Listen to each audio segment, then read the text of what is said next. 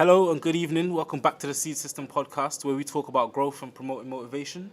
Today we have Neil from the Drop Bar Workshop. So nice to meet you, Neil.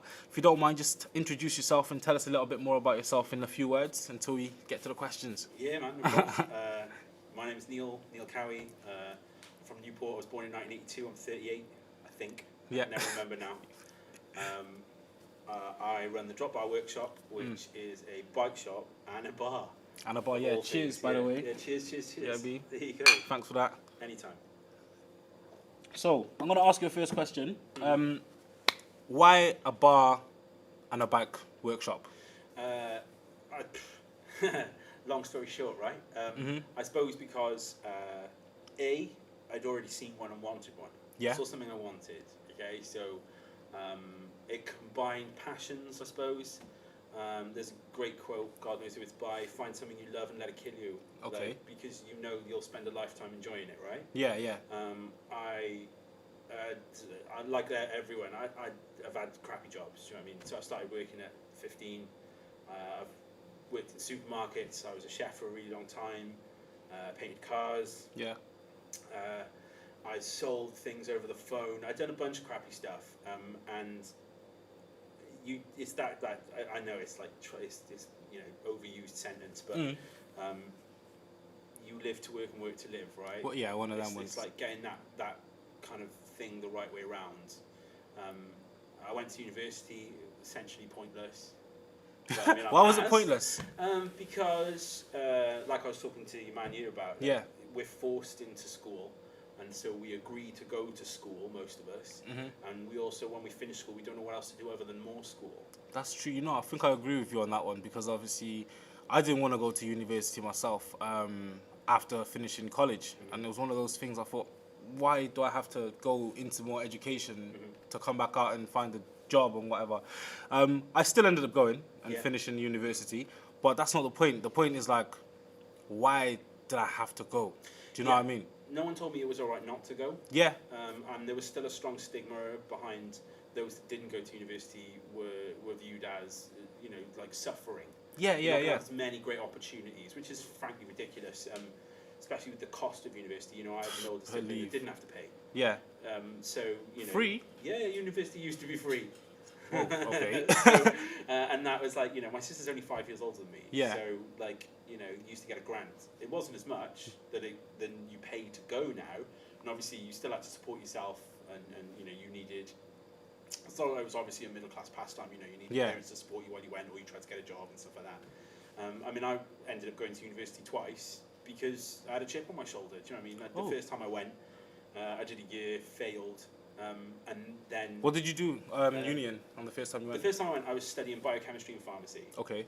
And I was fascinated. It's super interesting. We did some really cool stuff. Yeah. But it was also... I was a fish out of water in some respects because, I had no self-control.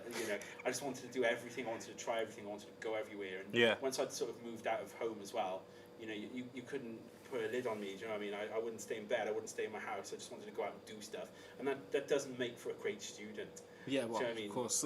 Yeah, I like working with my hands as well, despite the fact that sort of academically I can sort of handle it. Yeah. I mean, got a bunch of GCSEs, got my A-levels, got my first choice, went to university, blew up. Oh, so you've done everything in a good way, but you just didn't want to... I needed someone, or I needed a bit more perspective, maybe, and to sort of think that there was a chance that I could do something else. Yeah. It plays onto that thing I've said to you. No one gives you permission to do what it is that you want to do. Yeah. No one's going to come and tell you that's okay. That's okay to do, So you kind of need to make a bunch of mistakes. So the strong part of me wishes I had made so many expensive mistakes. You know what I mean? Yeah. But also, you're a product of who you've been and where you've been. Of course. I'm not upset about it, but I definitely had a chip on my shoulder. I was working in a bar with a really good friend of mine now, who's a fantastic female scientist. Yeah. And they need to be applauded. And she just said to me, "You're really smart. Why didn't you go back to university and actually do a degree?" Yeah. Because I used to love talking chemistry with her. So she got me an interview. I didn't have to have any extra qualifications. The guy just said, "You get this. Come back. Go." And then I went to university and I did it that time. But then I was only proving to myself I could. Okay. So that's. But did you really want to do it though? I think I did, but it's a £30,000 mistake. It's a very, very big mistake. 400 jobs when I qualified, like when I got my degree. Yeah. Did you get any? 2 interviews. Did One you with get any? National Grid. I don't know if you know, they don't do a lot of chemistry. Yeah. And one with Monsanto. And so Monsanto are famous for basically inventing like evil things. Oh, right, okay. Like napalm and Agent Orange, Yeah. and all these terrible things. It's like one of these American mega evil things. So, and they told me I was overqualified. Overqualified. Yeah. And, See, I don't get that with job. Like, they tell you to go uni, you go to uni, you get the degree, and then you Yeah. come back out, you look for a job, I but was then a- you're overqualified. I Like, think what's I was that? a mature student, and I Right. was too sensible. Also, Ah. flipping no. But I don't know. You could applaud it now because obviously it's made me the happy man I am today. Yeah, So yeah. I don't dwell on it. No regrets and all that stuff. Of course, you just gotta live life the way you do. I mean, let's go back to it. In the sense of obviously the bar. So where did you actually get the inspiration from? I know you said it was an idea you seen, but where did it actually come from? I saw a place in America, Yeah. a bar bike shop in America, and I thought that was the coolest thing I'd ever seen. Me and my wife have lived in pubs. She's the manager of a pub, Yeah. And we've lived on and off in pubs for like over a decade and stuff. So I've managed pubs, I've worked in nightclubs, bars, restaurants. Yeah. So we kind of know the whole sort of alcohol scene, if you will. Yeah. I have a business partner as well who I've known for years, and you know, this is one of his passions too. We're really into sort of craft ales and stuff. It's a maybe not so much a new thing. We see it a lot now. We've got a bunch of interesting beers here, Yeah. from all around the world, and it's really cool. They're kind of, I don't know, they're not just hype. They are really cool. They are really interesting. If that's something you want to get into, obviously, you know, you can get blown out your skull and get wrecked and do stupid shit, but that's not the kind of ethos, you know, and that's the way Yeah. I want British people to approach alcohol and stuff. So, yeah, again, I get off track, right? It's fine. Yeah, saw it on Instagram, wanted it. I know plenty about, you know, booze. Yeah. I'd also had my own cafe before, so I knew what it was like to have my own business. Again, that was with business partners, so I knew how hard it was. I left that after a year. They're still great and doing great and super successful. What business was that? That's called Toast. Toast. Tuts Hill. Yeah. Okay. So I was a chef, like I said, for years. Oh, So yeah, yeah. I was the chef, and we had a cafe in the woods, and we did fantastically well, if I say so myself. Okay. And I love those guys, so I'm so glad they're still going after Yeah. I left. And that was really, really fun, but you know, travelling to Chepstow every day, so like. I don't Oh, know was it how that Chepstow? is. What, did you live in Cardiff when you were doing Yeah, it? yeah, yeah. I Okay. used to cycle to Chepstow because I've always been obsessed with bikes. Yeah. So that's the other part of this business. Oh, So I okay. would get up at 4 a.m, cycle to my restaurant, work 8 hours, come home, cycle back. Takes about an hour and a half. Yeah, and then look after my kids while my wife went to work. Fair play, fair play. How did you like juggle all of that? Like, did you not get tired or anything? Always tired. Always tired, yeah? Always tired. You ask my mum, I used to fall asleep with my cereal. But so what? Like, do you know what I mean? If we're always tired all the time, it's different, right? Nah, that's true. I mean, what were you like growing up? Like, what kind of kid were you? Like, I always tell a really great story about the time I was flashing my bum to my sister, and my mum slapped my ass and pushed me out a window. Yeah. I don't think she meant to, but I then stood up, said that didn't hurt, showed my mum my bum, and ran up the street. yeah. So I don't know if that gives you a kind of inkling. Of how Yeah. I can remember. I suppose One of the them other thing I kids. would say is it said in my report once, the man's so laid back he might as well be lying down. Wow. So that, and you know, that was like year 6. That was what my teacher said. So I think it helps to be, you know, fairly even tempered and laid Yeah, back yeah. and Just and relax, relaxed, like. you know. It's definitely true. We're here for a good time, not a long time. Nah, so that's true. Have you ever had any people just look at you different, as if like, I don't know, because you come off as a funny guy who has a lot of fun. Do you know what I mean? So obviously you're saying when you were a kid, that's how you were. Did people look at you like and not take you as serious when you're starting I these did have a businesses lot and of things? friends. No. Definitely. No, that's why I went to college. Okay. Like, I lived on a big housing estate, so there's always people to play with. So Yeah. I was never fussed. But like, I wouldn't have said that I had lots of friends when I was a kid. And then when my school that I went to, you know, it was just horrible. It's Yeah. a horrible high school, but a lot of high schools are. A lot of you know, unpleasant experiences for most people. So I can also argue, you know, I didn't get bullied or anything like that. Yeah. But yeah, I decided I wanted to go to college and be someone slightly different, maybe a Okay. bit more outgoing or a bit less shy or whatever. Yeah. I just decided that's a mentality, that's a choice. I know it's very difficult for some people, and you know, I'm sure that those that are involved in like mental health and stuff could tell me differently. But I think for a majority of people, you just choose to be a bit less shy. Yeah, one of them Yeah, ones. um, So you and put so- yourself out there a bit more, did you? I think so. I'm still really good friends with the guys I went to tertiary college with. Yeah.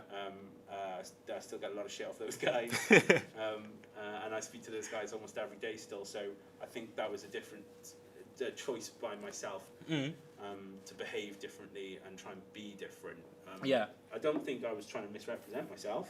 I just realised that I maybe could behave in a different way. In a different manner, like, yeah. Yeah, just be a bit nicer maybe. And just be One more of them interested ones. in other people.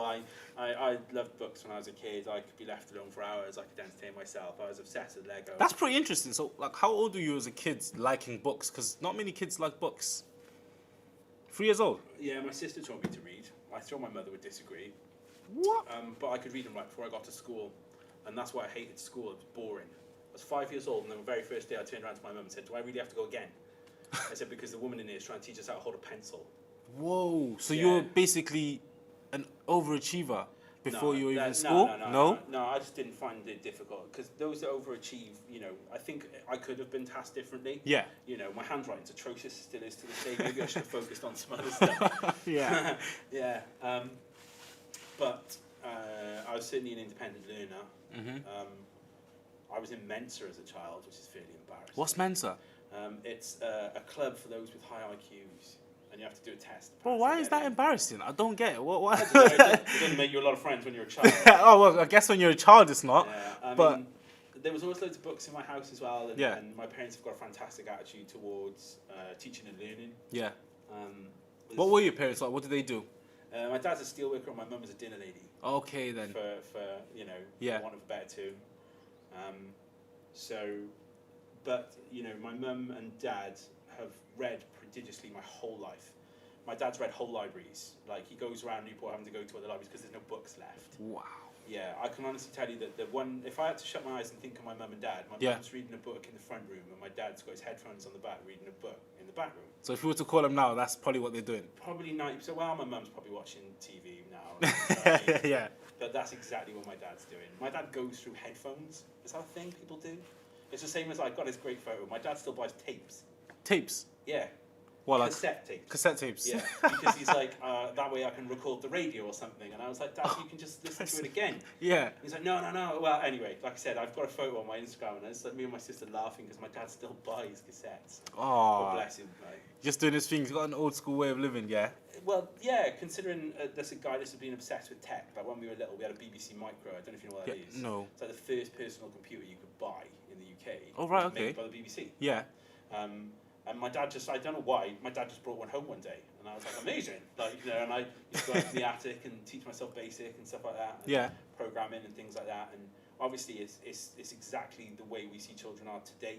They Yeah. use technology just in an off-the-cuff, inherent way that they just understand. That's very true.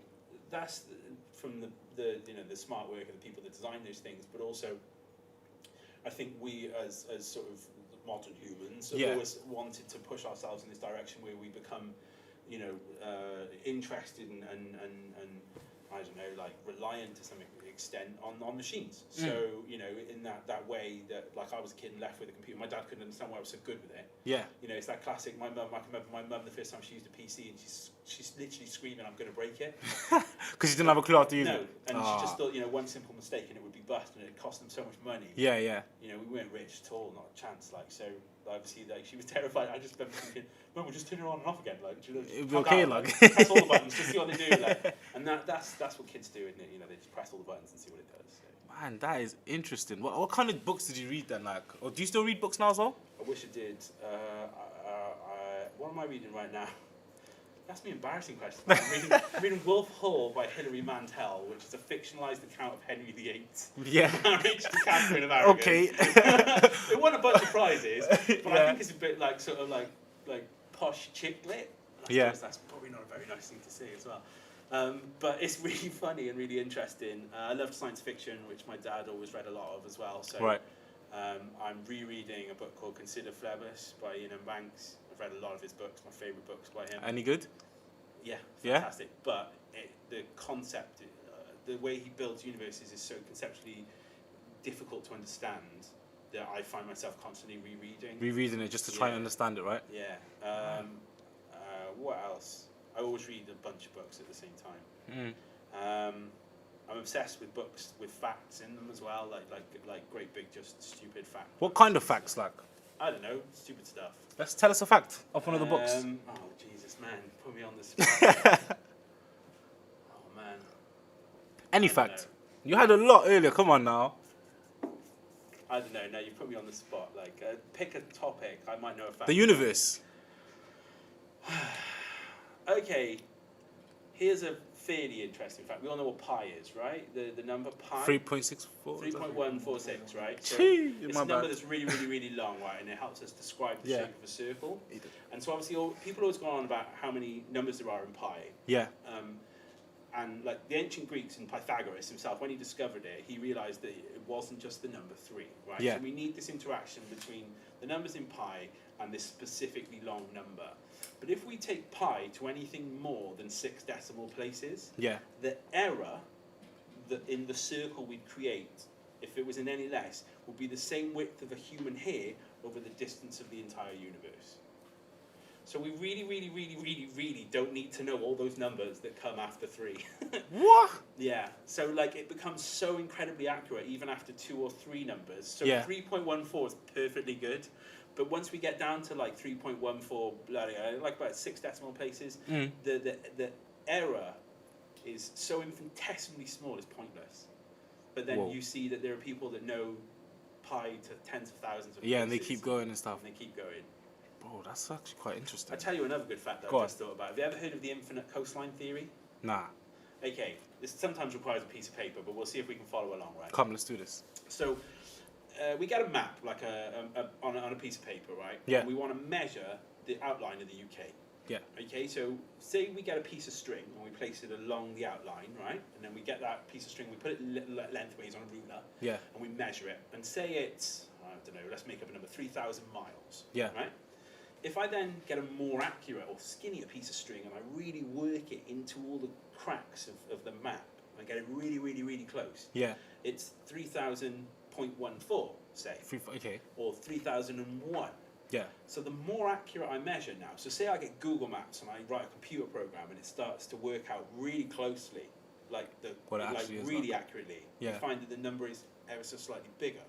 Okay. 3.14728. Yeah. Keeps going up and up. So now we get a satellite, and that satellite literally counts grains of sand along the beach, for example. The number gets even bigger again. Yeah. So the more accurate we measure the outline of something, it gets bigger and bigger and bigger and bigger. So the more accurate, so if we go really, really, really fucking accurate, Yeah. how big is something? Because it's going to keep getting Huge. bigger It's gonna and bigger keep getting and bigger, yeah. Yeah, and so it's, I mean, obviously, I'm sure smart mathematicians can give interesting. me an answer, but it's sometimes called the infinite coastline theory, which is a really good sort of maxim for life, that the more closely we look at things, like they are different, they will change. Yeah. You know, I don't want to get all like, No, get into it. headspace, man, Get but, into it. That's. I do love stuff like that. There's I wish I could remember. There's a really good one about a clock ticking in space and the idea of Hess's law of constant energy summation. You know this one, guys? No, I don't have a clue. But GCSE please science, enlighten me. right, Gee, but oh wow. obviously, right? Oh wow. Right? No, energy can't be created or destroyed. You know Yeah. this, right? So that's what Hess's law. And it means that there's a really great game I play with my kids in the car. I sound like a massive nerd now. So we go past the trees and I say, oh, what's making the leaves on the tree move? And Yeah. they say, oh, the wind. And I say, well, where did the wind come from? Well, the wind comes from barometric pressure changes that are caused by other forms of energy. For example, heat Yeah. rising, convection that comes from the sun. Yeah. So the sun's heated up, say, a body of water. That energy is transferred to those atoms in the water. They've shook more. They then created, a change in pressure that then creates a wind. Okay. So the leaves on the tree are moving because the sun shines. Yeah. So where did the heat in the sun come from? So the heat in the sun comes from the nuclear reaction that's been occurring between the helium and hydrogen atoms inside the sun. So they're, like forcing themselves together and splitting apart, and that's called like nucleosynthesis. And then Yeah. that's creating a photon of light that travels all the way, lands on the sea, heats up the sea, causes the wind to blow and moves the tree. And the thing is, what happens to that energy then? Well, we hear it, right? And it makes vibrations in the air, and we hear that sound, and it goes into our ear, and it gets turned into an electrical impulse that moves around our brain. We turn that into a thought, and we save it as a memory, and then when we die, we become fertilizer. And it's called Hess's law of constant. So, because energy is always. Whoa. So Oh God. Yeah. Keep going though, because I'm Well, it goes on interested. forever Like, and ever what? and ever and ever and ever and ever, and it's like the carbon cycle or the water cycle. Yeah, yeah. It's a constant cycle. So there's a really great theory that I would strongly subscribe to. There's obviously when the universe was created in the Big Bang, Yeah. 13 point whatever it is billion years ago, everything that was ever created was created all at once, including all the energy that ever exists in the universe. The whole thing was done at once. Yeah. Which How do you plays think into the that universe thing- was created? Well, now you're asking too big a question for a guy that owns a bike shop that's also. Wow, nah. I don't think you just own a bike shop. You got a brain in there, and I think you know a little bit of something. Like, so, like, yeah. Tell me, how do you think it was created? Do you reckon? Obviously, it was a big bang, as they say. I honestly couldn't give you a more informed opinion than that. Yeah. I don't believe in God, not at all. No? No, I can prove there's no God. Go on then. Have you ever been to a children's hospital? Yeah. You ever seen dying sick kids? Yeah. There can't be a God. Yeah, but then you can argue, you know, because of Adam Not and with me, you can't. No. Okay, I'm just gonna tell you a little fact, right? Obviously, from the Bible, right? Adam and Eve, that story. Okay. Obviously, I think it was Eve who got tempted to take the apple. She took the apple from the serpent, had the apple, and then because of that, it was like, okay, cool. Now you have become a god in the sense of you can see me naked. Do you know what I mean? Adam and Eve, and they can see each other naked and everything. They're conscious now, right? They got godlike powers, and obviously, Adam. Then, I think Adam had the apple, and became a sinner as well. Do you know what I mean? Yeah, So it's yeah, like he tells Eve this that we've sinning. got to hide it, so yeah. Yeah, so this sinning kind of thing. They lied to God, yeah. Do I you know what I went to a mean? church school, yeah, And yeah, and there we go. So that's where I think, okay, cool. That's where it is. But obviously, you think different. Yeah. Like, you know, you know Charles Darwin, right? You heard Charles Darwin? Yeah. He came up with the theory of evolution. And he infamously said that having watched the mating habits of a parasitic wasp, there's no way I could believe in a God. Because obviously, how could he create a creature whose sole purpose is to lay the eggs of its future offspring in the brain of another animal? Wow. I think it's that brutality that just scares God out of some people, and I think 100%. Took you out of there. Yeah. I mean, having seen, there's a, what did I read a few years ago? There's a really interesting theory about how when Columbus discovered America, for example, you know, he came back, said those guys have got potatoes, tobacco, you know, a bunch of interesting stuff. And all of a sudden the Vatican went, right, cool, we're going to have to send a bunch of priests over there right now. Yeah. And there's a reason behind that fear, and the fear was that they were terrified that there was an entire nation of people that didn't believe in the same God. Same God, okay. And so they needed to get over there right now and sort of whitewash that whole scene. Yeah. And that, again, makes me fairly skeptical about the idea of a God, if you need to turn up and get rid of other people's gods. Yeah. But then I guess that just takes it down to people being people. Do you know what I mean? They may be a God, but God ain't got control of humans. No, They got control of themselves, same as the animals, right? The God is just there basically for you to kind of be like, okay, this is what I'm praying for. It's like, you know, how people look at the universe as if it's like, the universe gives me what I want. Do you know what I mean? Like we were saying earlier, if you want something, you go and get it, right? Right, yeah. Do you know what I mean? So it's like people always look to the universe, I want this, I want that. Some people obviously have gods, like Allah and everything else. It kind of all comes down to the same concept though, don't you think?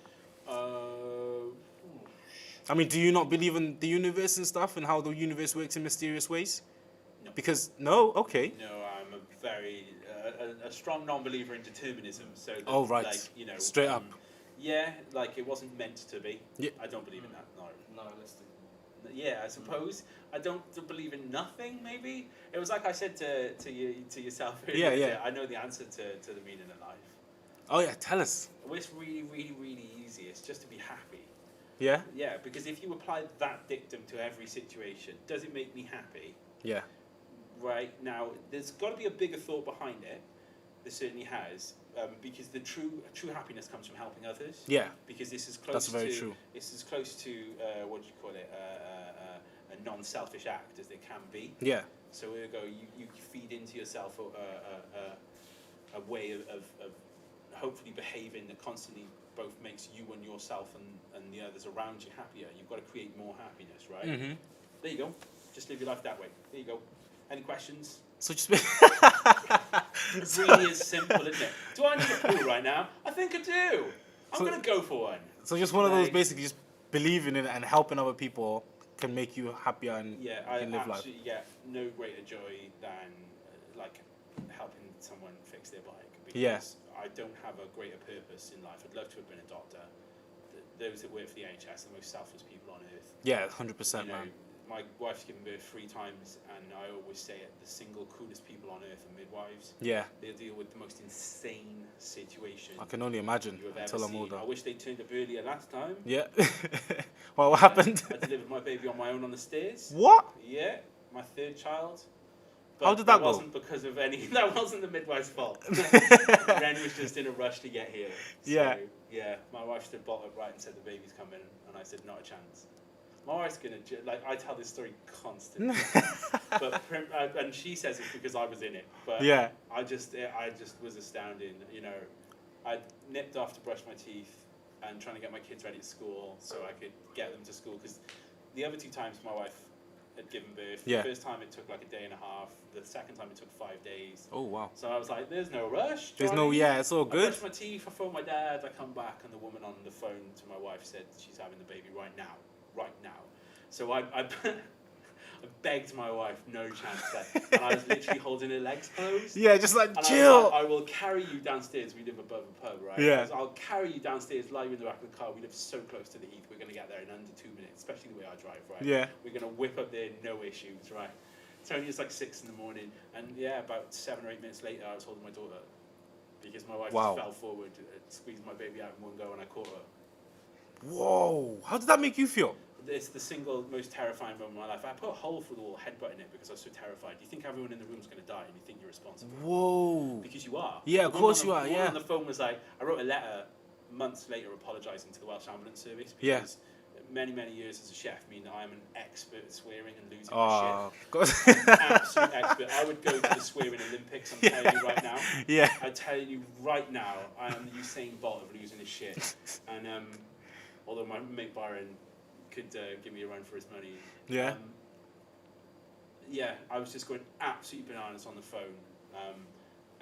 And yeah, it's a situation you just absolutely don't want to happen. Being you like, know. of course, yeah. You know, years and years ago, my grandfather passed away, and my grandmother phoned me because he passed away, come home to die, kind of thing, if you know what I mean. And Right, yeah. he was really ill, and no one would go in the room and check if he was dead. Oh. And they phoned me, and I was the youngest person in the family, and I drove up there and went and checked. And I thought, that's ridiculous, like, you know. But if you got to Gotta do Be it. Yeah. guy/girl that goes and does it, you know. Step How old up. were you? Hmm? How old were you? Oh, I don't know. I was in the middle of going back to university, so it was 25, 26. Damn. I live pretty close. Yeah. But so in the same way, you know, you've got to take control of that situation. You've got to be in charge. Like when my wife was having Fred as well, I was like, get out of the way to the midwife. Oh, I'll do this. Like, do you know what I mean? Because Yeah. you're so terrified, and you realise that like it feels like no one's in control. But if you're genuinely on your own, and the absolute love of your life is going Yeah. like doing a process that you've seen experts struggle with, Then and it's like- be successful. Yeah. I was like, I'm simply not the man for this job. If it Like, has what the wheels hell? or you need a steak cooking, it's Yeah. me you phone. Like if you need a baby delivered, like I don't know, phone anyone else. That's mad. Yeah. Wow. Fair play. I can't even believe you did that. Just don't. If your future partner, friend, or whatever starts to go into labour, please don't call me. Straight deal, mate. There's a mad story. The woman was like, "You need a shoelace. You need a shoelace." The woman on 909. So I had a Nike Janoski. I loved that shoe. Oh, the Brand Janoskis, new. yeah, they're I was dope. pulling the shoelace out with my teeth, Yeah. and I was like, "What the hell do I need this for?" And she's like, "You got to tie it around the cord, right, once the baby's out." So I do that, like, and when the paramedics finally turn up, like, I was just wigging out, like, a bit further around the stairs. These Yeah. guys come running up the stairs, and they're like, where's the wife? Like, oh, you've delivered the baby already? And then the one just went, why is there a shoelace? Just wondering, like, and, what? And like, when the midwife finally turns up, and the paramedics tell the midwives that I tied a shoelace around there, they were Yeah. just absolutely astounded. They were like, what? And I was like, literally, that's what 999 said to do. And it's wrong. Oh, It's my not God. great advice, really, because it's not important. Yeah, Most of yeah. it could be dirty. That's very true. So You they- could have left it, You like, could and have it just would have been left fine. it. Like some people just don't. Like I Yeah. can tell you a really gross story about they told me afterwards about like some people that just leave it on the baby and stuff. I don't know. Some people eat them, don't they? Oh, mate, you're asking the wrong guy. Maybe I'm a chef, but yeah, that's also a story I've heard. That's crazy. Have you had any setbacks through setting up this business? Inconveniences? Yeah, I suppose when I started, and even now, I can't stop. Right. Stop So, what now? Going to work. Okay. It's incessant because it's so small, which is kind of what's true about business. Small businesses require you to be in the business. So Yeah. great piece of advice I was given years ago is that you need to make time to work in a business and work on a business, and those aren't the same times. Okay. You cannot work on a business while you are in In the business. business. Because you're too busy working in the business. Okay. So you need to also take time and realize the value of not being at that business, especially if it's the service industry like this one, Yeah. where you're doing planning, where you're doing scheming, where you're doing speaking to those that are way more important and terrifying than you, like HMRC or whatever it is. Scary people. To make sure that works. Yeah. And when I started Drop Bar, it was the 28th of November, and I worked every single day for months because we were in a pandemic, so my wife wasn't work, and I worked every single Just day. coming every day. Yeah. And I had a 7-day opening, and because the thing is, there's that whole rise and grind theory, right? Yeah. You've got to get up, and no one's going to make money for you. So you've got to make it yourself. So the way I do that is by opening that door and trying to do the best possible service I do every day. Yeah. And then I'm not a huge fan of self-promotion. I find it fairly crass. And it's kind of also that there are some that are really talented at it, do you know what I mean, and way better at it than me. So I always say, like, please look at our social media with a serious, tongue-in-cheek, because we're really crap at it. Like, do you know what I mean? And some people really boss it. But also, I'm doing it for me. This isn't, I don't think this is £1 million idea. Yeah. It's Oh, not. well, I think it might be. You never know. Well, thanks, man. That's what I'll say to that. Yeah, I think it might be. Yeah, maybe. I mean, we've had some friendly business advice from Yeah. customers and stuff, and this one guy was telling me about how I shouldn't let anyone leave without selling everyone a ton of stuff. Yeah. And I'm really not into it. Like, I'm a bit of a socialist at heart. So, It's like conversating with people and having a chat like, to be fair, you are, well, man. the thing is, your money's yours, and if you choose to spend it, that's great. Yeah. I'm not interested in charming the money out of your wallet. I know how to do it, and I think sometimes I have done it. Got to be done sometimes. Well, think about it, right? It's really interesting to think about how people behave in shops. I always used to say to myself, having worked in and it's something I still sort of do. I have another job. I'm a catering consultant as well. I help restaurant chains open restaurants. Yeah. I was in Essex this week for 2 days, starting a new company there, a new business. You're starting your business, you? No. Oh, you're helping them start their I business, consult right? for them, so, Right.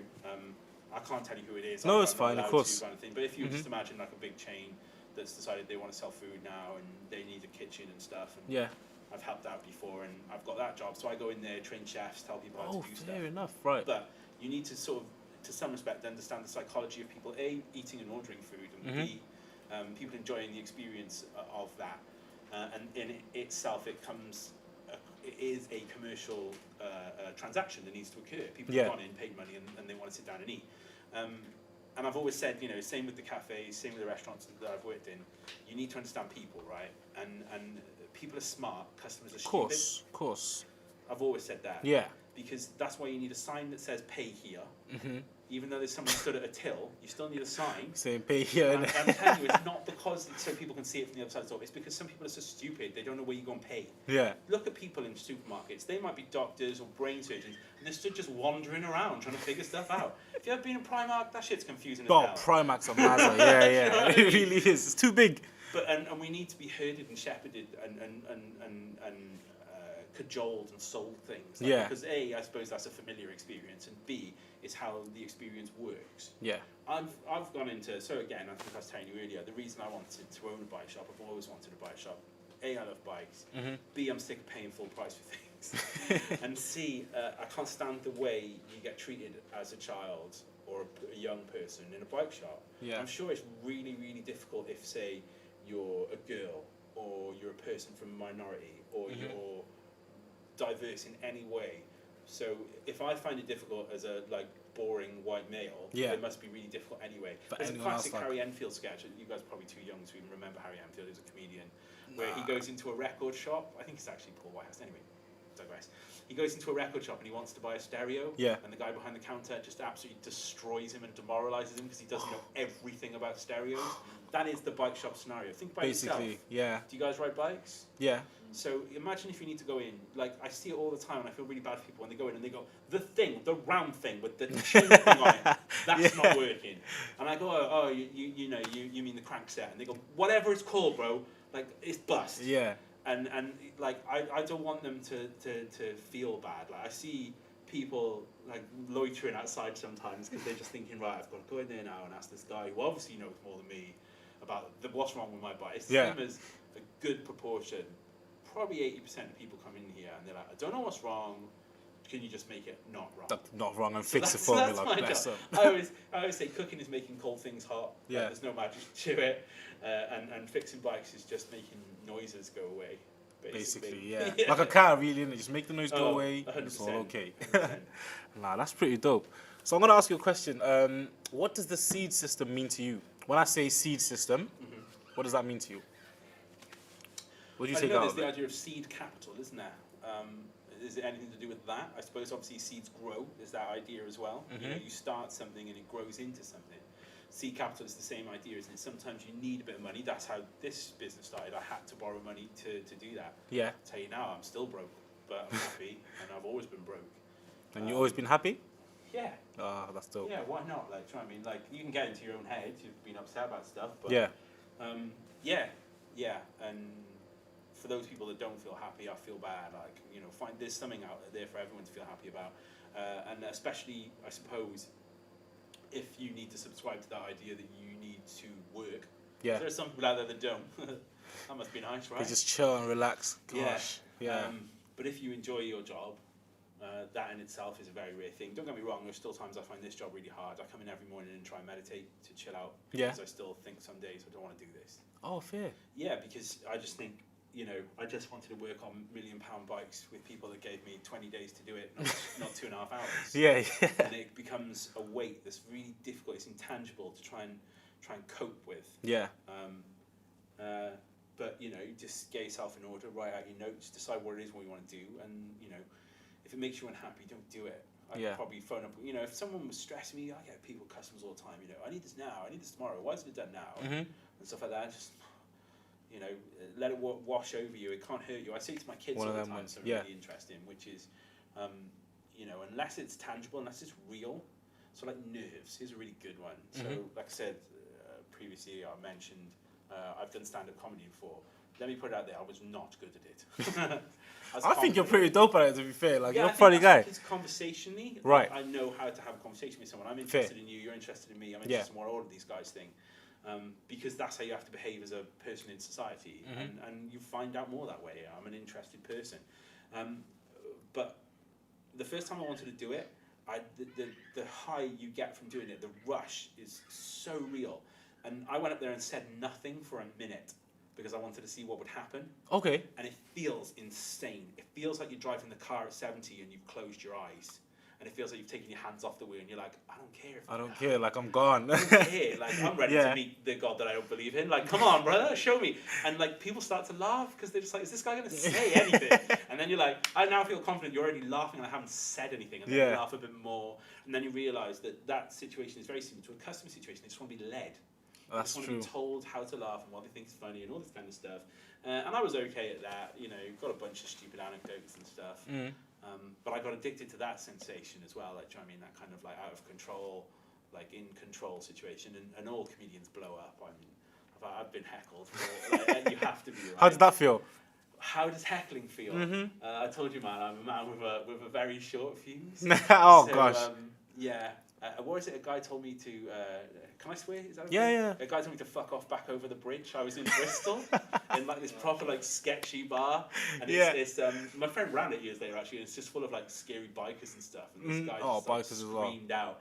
And I mean, so much has to be right for you to feel right and comfortable to do comedy. Like you need to feel like the stage is set right and the light's in your eyes. And I always had this thing of like holding the mic, and then I suddenly realised that I was just trying to be a rapper, stuff like that. And then like, it's better to just hold it. And some people are physically very funny, and I don't think I am. So then you feel unconfident and you have 1,000 thoughts a second. And I can never remember the name of whatever the pub is. The ceiling was really low and they made us stand on like a crate and I felt like I was crouched down in there.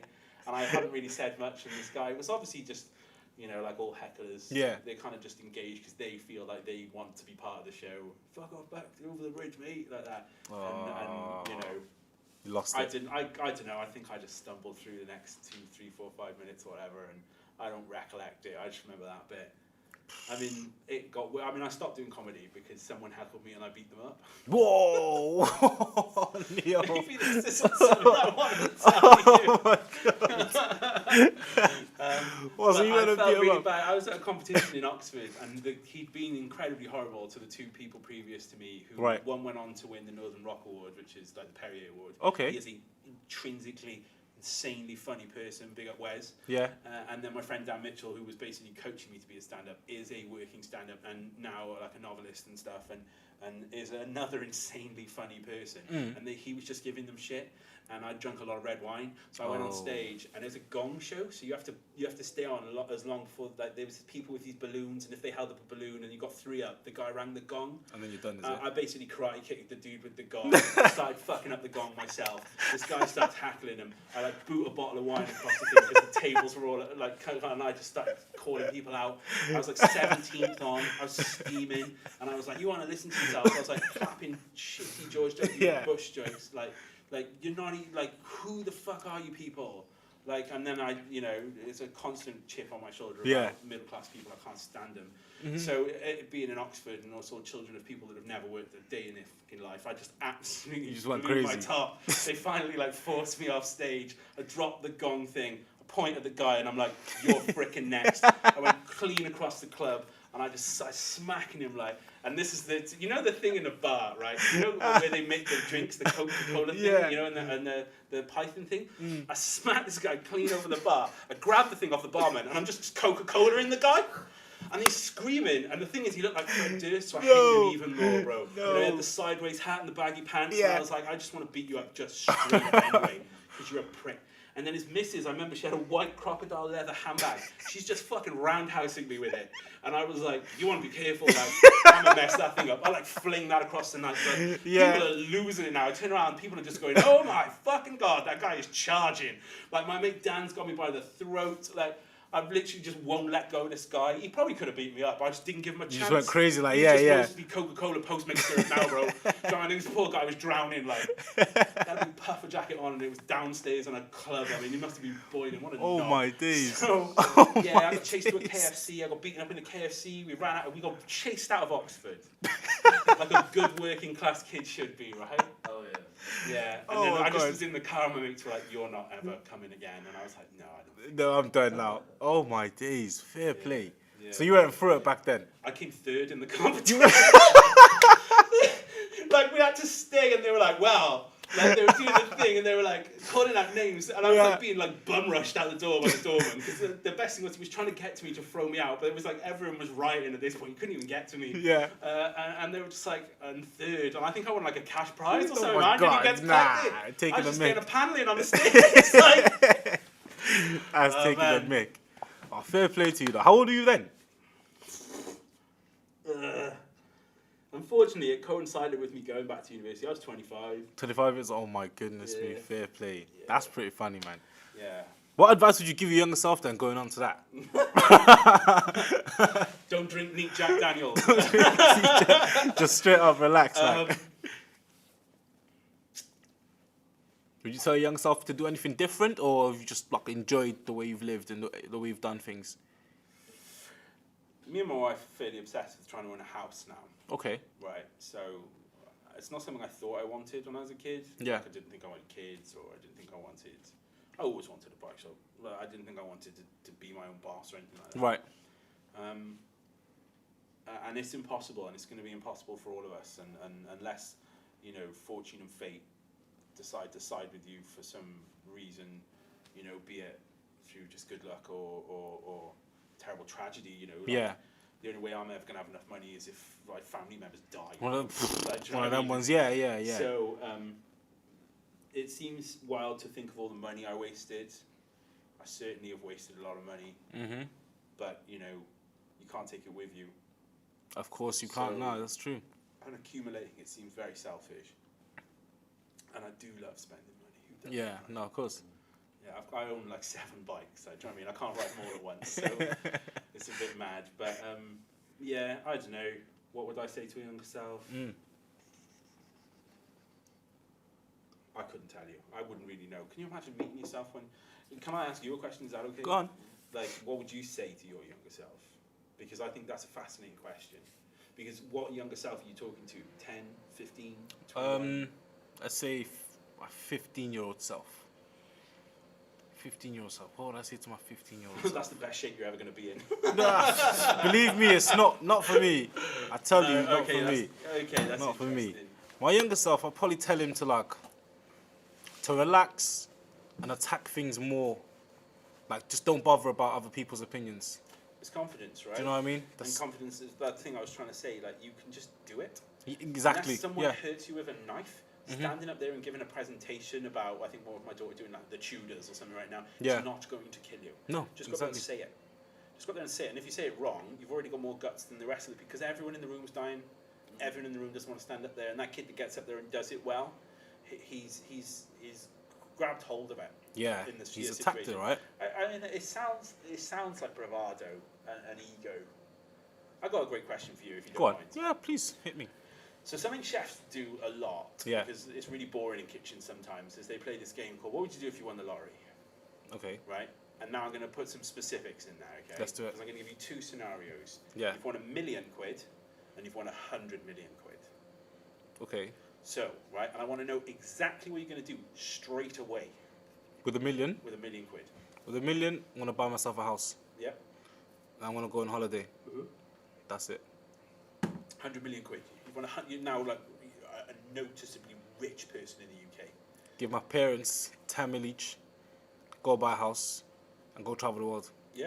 Done. Experiences, right? Experiences. So you're just going to do a whole bunch of experiences. All about the memories, right? Right? Yeah. 100%. Can I ask one of you guys? Yeah, of course, man. Yeah, ask them. I mean, I know it's bad, but my first instinct was smoke. I don't know, 'cause I just feel like, I well, like it. I like it. start the night, because I have to celebrate Yeah, yeah. winning in the first place. Yeah, yeah. But past that, because I'm a socialist as well, I don't feel like I would ever need that amount of money. So past that, it would be giving it out to anyone, set up a studio, make sure people don't have to pay for it, or set up a community hall. It's free. I think it's the Just same thing. It's also- you're just- sharing experience. Yeah. Like, but it's experience that's important in that, right? Yeah. Now, if I won £1 million, I would have to give, like, I could not have control of £1 million because it would be gone Gone straight away. straight away. And I think it's because, like, if you ask me now, like, Neil, if you phone me up tomorrow, I've met you like twice, right? If you phone me up and you're like, Neil, I need 50 quid, I'll be like, yeah, man, it's theirs, man. Neil, Yeah. I need £500, I'm going to die. Yeah, man, you can probably have it, man, I'll give it It's to you. one of them ones. Because I've never had it anyway, so, like, I've probably got £500 until you can probably fucking have it, like, you know what I mean? Yeah. And I've got friends like that as well, so, and they're the ones I respect the most. You know, I could phone up any one of my good friends and say, mate, I need like £5 grand, like, do you know what I mean? And they'll chuck you 5 And bags they up. probably would, Oh, that's you know, awesome. if they had it. Like, Yeah, yeah. so, like, £1 million, obviously, nowadays is a drop in the ocean, isn't it? Yeah, you know, I'd try and do something with it, but I'd still come to work every day. I'd make the drop bar more interesting, and I'd Yeah. pay off everyone's debts, because hopefully it doesn't account to more than £1 million. Let me know, Dawn, if it's more, right? So, yeah, and I'd buy a house. I always say I'd rather be the richest person on a poor street than the poorest person on a rich street. Like, Yeah, that's true. I think that's quite selfish in a way, but it's true. If I won 100 million quid, do you know what I'd do? Go on. Immediately, I'd give half of it away.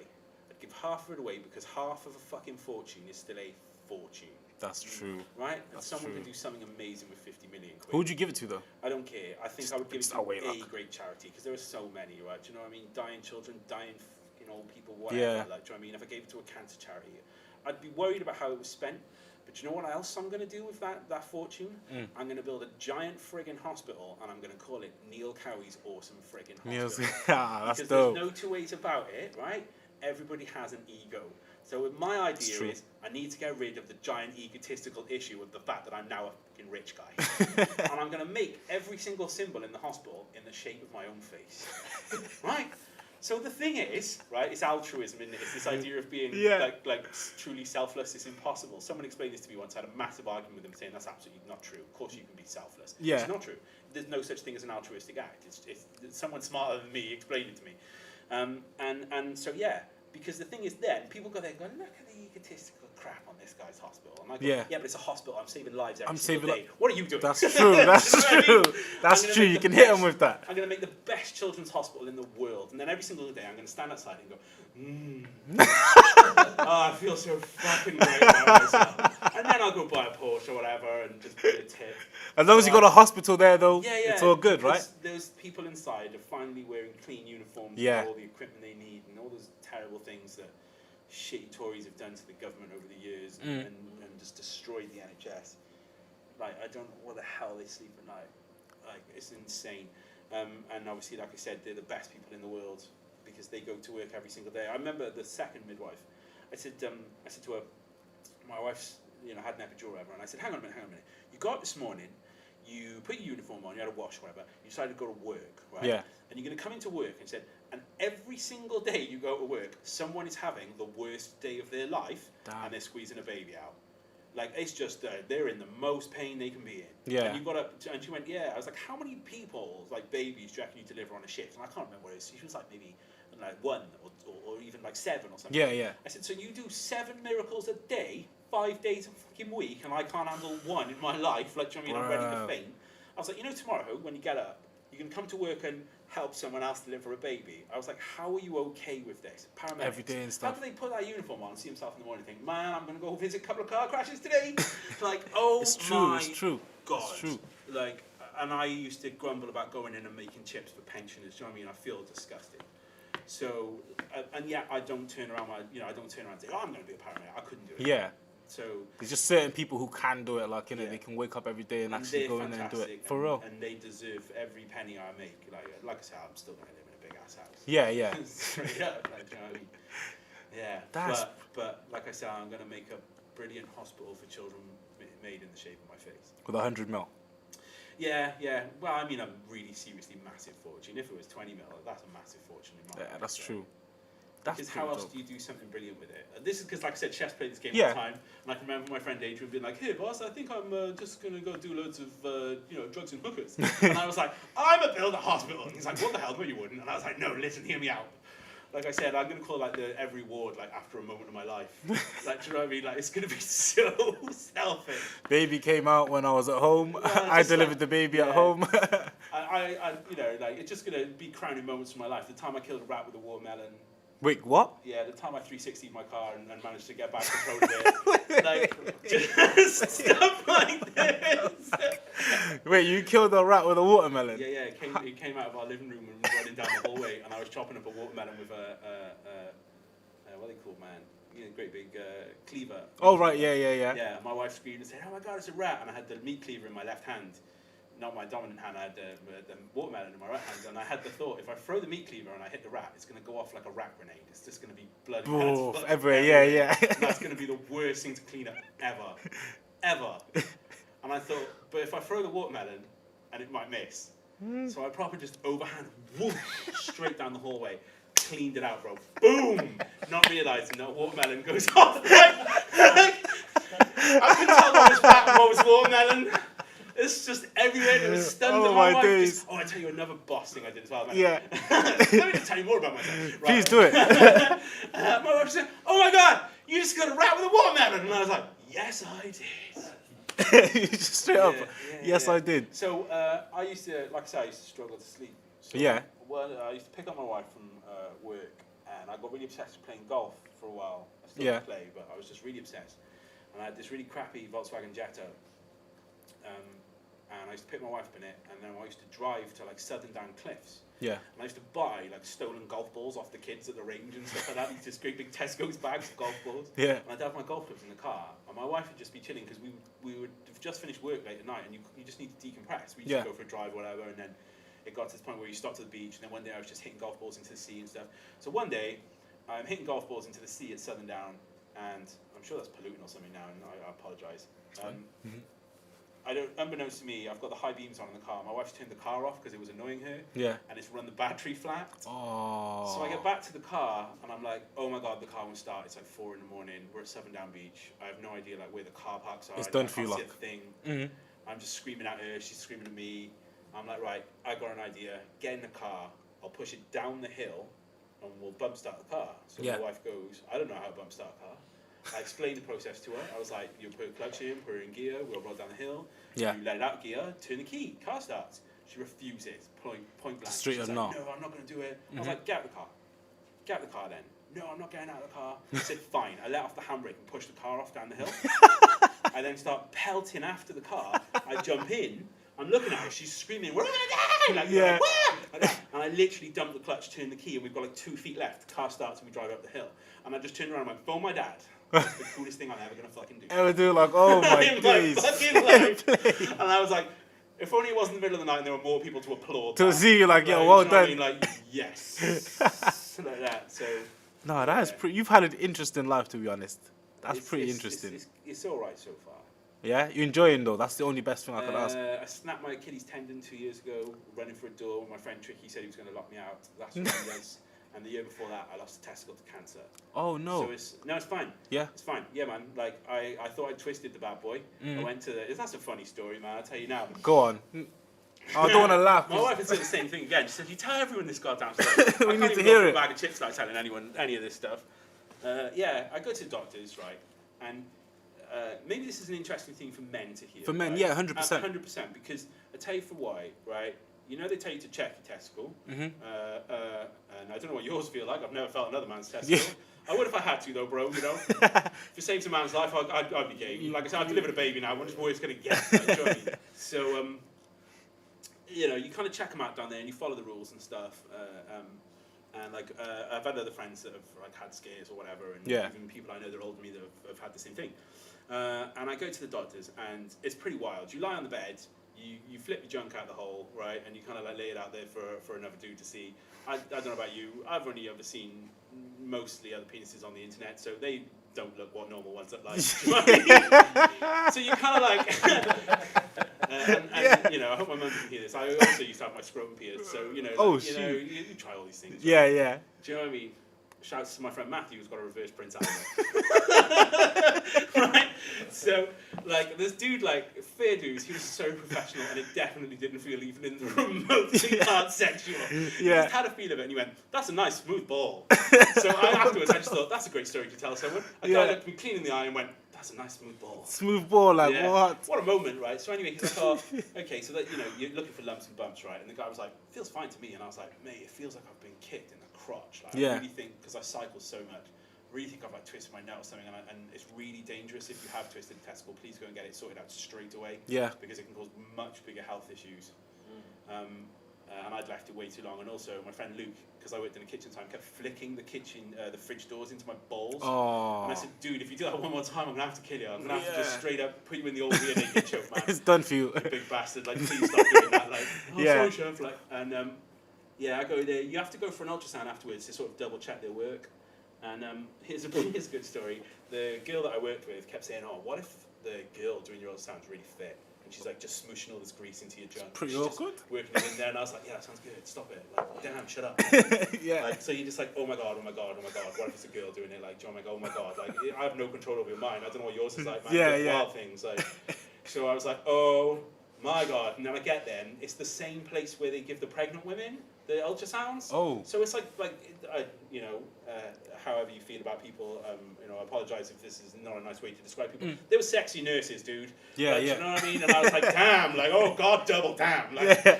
so I was like, please, like, oh my god, like, I just need to be calm about this. And then a guy comes out, and I was like, thank God you're a really ugly old dude with like a messed up face. Yeah. So I was like, I think this is gonna be fine. And then you're chatting away, and I'm basically saying to the guy, look, man, just tell me it's because I ride a bike loads, and I just need to change position and stuff because it's really important how you ride a bike. Yeah.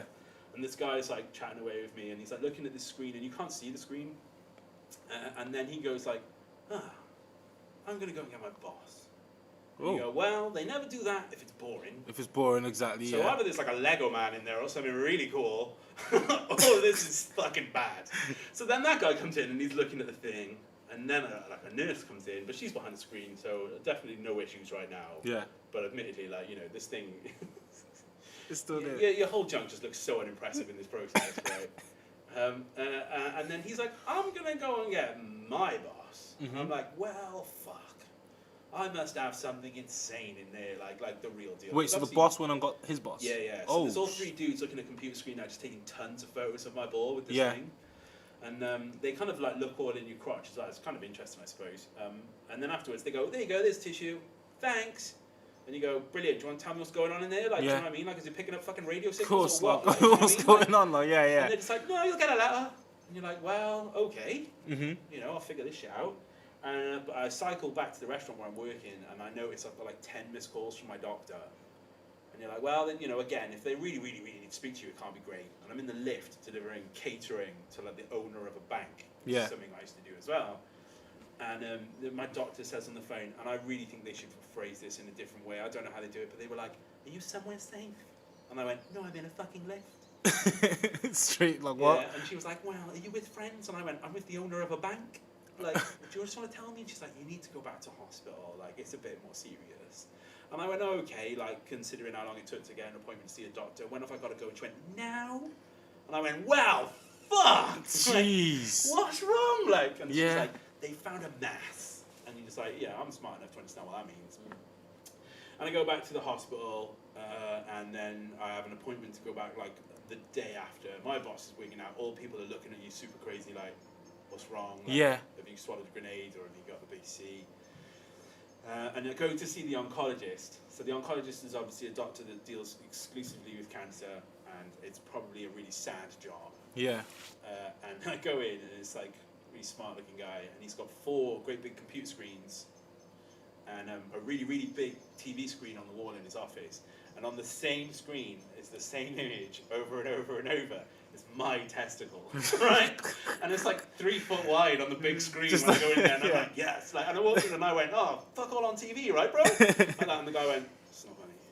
Oh, you went on jokes. You went on jokes. Not a lot of jokes in the oncology department, and he went, no.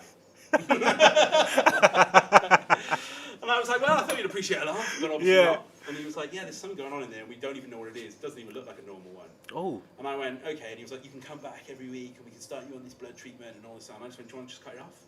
Oh, okay. And he was like, oh yeah, most people don't want to do that. And I was like, why? I got 2. Like, right? Like, I said, am I going to grow even bigger boobs? Is my hair going to grow back? Like, he was like, no, it's just completely the same. You just don't have one, and then you can have a fake one put in. And I went, can I have a flashing one? And he was like, what do you mean? And I was like, well, if anyone ever touches it, it'll go off. Like, it'll be cool, right? And he's like, my God. this isn't funny. And I was like, well, fuck you. Like, do you know what I mean? Everything's funny. That's funny. Everything's funny. So, yeah, I also said it'd be cool if I had maybe a magic 8-ball one that you could shake and it could predict the future. I thought that'd be hilarious. All signs point to yes. Do you know what I mean? Like, oh my days. Yeah, and like 2 weeks later, I went and had an operation. It's called They chopped it off. radical inguinal orchidectomy. What a great word. And they take your testicle and all the tubes that it attaches to out of your hip. Oh God. With a little hole. And I don't know if you've ever been knocked out in anaesthesia. You ever had Nah. that? It's immense, bro. Well, they put you to sleep. Yeah, it's great. Nah, It's the forget best that, sleep man. I've ever had. The guy puts the mask on, and it's exactly like TV. They put the mask over your face, and you see it coming over, and the guy's like, count backwards from 100. And I went, I'm just going to go to sleep. And he was like, yeah, go for it. And then you wake up, and obviously, they've given you a muscle relaxant. Yeah. It literally feels like you're floating. I felt immense. And they're calling you, and they're like, Neil, you okay, mate? And I was like, yeah. Do I have to wake up? And they're like, no, man, you can have a sleep. You got one of those crazy silver blankets. You're like, I'm sleeping in space. Went straight back to bed, like, yeah. And then like 10 minutes later, it's just washed off, and you're just like, oh my God, I'm super awake. I feel really awful. And they were like, you can go home once you've done a pee, which I forced myself to do. I texted my wife, and I was like, couldn't get me no. Yeah. Yeah, and I tried to walk out of the hospital. Oh God, silly. I tried to pull my own stitches out a week later as well. Why, Neil? Why So do you do I these thought kind they of were things? dissolvable ones, right? Like, I tell you, man, that is pain. Whoosh. 6 weeks later, I rode my bike 100 miles, and I'm fine. so it was all good, like, you were just all Yeah. calm, like, just a little minor complication, and then it was boom. an ossified tumor, so I may have had it like since birth. Oh, raw. It turned to stone. I had 1 stone testicle, What? basically. And you never knew as a... Like I said, I've only ever felt both my testicles, and they both felt the same to Oh me. my so, God. Oh my Yeah, god. you're not going to be squeezing them in fairness. Do you get me? Do you know that pain is Probably gonna wild. Check the general area. That That's pain true. is That's very true. You wild. know, no one really squeezes them, and no one really checks. You gotta have a feeling nuts, guys. Also, if Guys, it's super feel 'em. cool, I go to the doctors, right? And you go to the thing, and you're like, I'd like to see a doctor, and those women are horrible, aren't they? Yeah. Yeah, And the you're like, no, I GPs. really need to see the doctor. And then I said, oh, is there any chance? I was like, just let me in. It's like, hey, I can't see a mad doctor. Yeah. My God, it's like I'd asked for extra special treatment and heroin or something. She was like, really? Whatever for? And I was like, what's it to do with you? It's Yeah. actually to do with my junk. And she was like, oh, sorry, yes. Ah, okay. So Get she off, understood like, in the be end. good with yourself, like, Jesus. Yeah, and like I said, you go in there and the dude doesn't look you in the eye, don't worry about it, and he just sort of looks over his shoulder and has a go, and then he goes, there you go, man, just put up your trousers. You haven't got to stand there like a child. Yeah, with yeah, your yeah. fucking dick out, like, fine, man. And they're super good at it, and they are like super professional about it. And I got a really good friend who's a doctor, and she told me that she basically has to squeeze balls every single day. So Damn. don't worry, like. When I had my scrotum pierced, I said Yeah. to the guy like, "Oh, I bet you didn't want to get up today and Pierce here's the someone's guy's scrotum. He was like, mate, I do like 5 a day. It was so boring, and I was like, oh yeah, I suppose. That's what I tell. Oh, my that's younger crazy. self. Don't get your fucking scrub pierced, you stupid idiot. You'll fall out one day when you're working in Pizza Hut. What, a fella? Oh, no. What, I just dropped out when you're working? I think so. We never found it. Oh, my God. Man, you've been through a lot, man. Fair play to you now, I man. exploded my bladder when I was 17. Oh, my God. What? I was impaled as a child at 5 years old through my buttock, and my mother should have taken me to the hospital. What else did I do? So, wait. I broke Let's my go ankle, back to... broken playing rugby. Let's go back to the explosion. I was jumping in the river with my friends. We used to go up the Usk and jump in out of trees. Yeah. And I fell out and I landed on my back. You know, like the mother of all belly flops. Yeah. Imagine a 30-foot back flop into a river. And everyone, you know, like everyone goes, "Oh my god!" Like they don't make a noise. Yeah, yeah, I you came up just- and I was like, "Whoa, bro! Did you see that?" And they were like, "Mate, are you okay?" And you see the color of your man's t-shirt. Yeah. My whole body was that color. And I was like, "I think I've done something, guys." And I go home. I had a girlfriend at the time. Miracle, I know. I was 17, I think. And I was like, "Oh, Charlotte, man, come and have a look at this."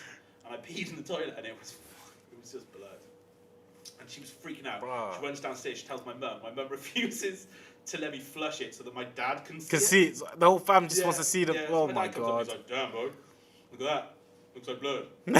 And we go to the doctor, because my mum knew the doctor. Yeah.